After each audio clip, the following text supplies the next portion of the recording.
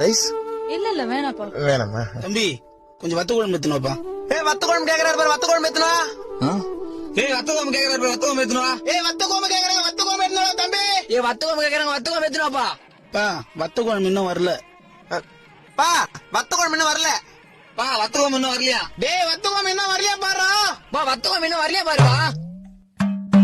தம்பி சாப்பிட்டு முடிக்க போறேன்ப்பா. டேய் சாப்பிட்டே முடிக்க போறாரடா.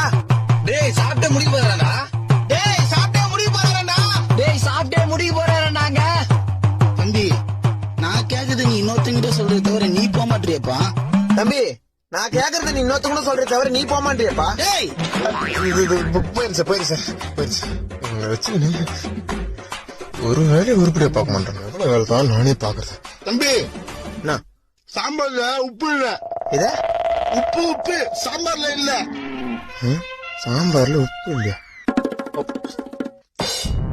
ஆமா உப்பு இருக்கலாம்.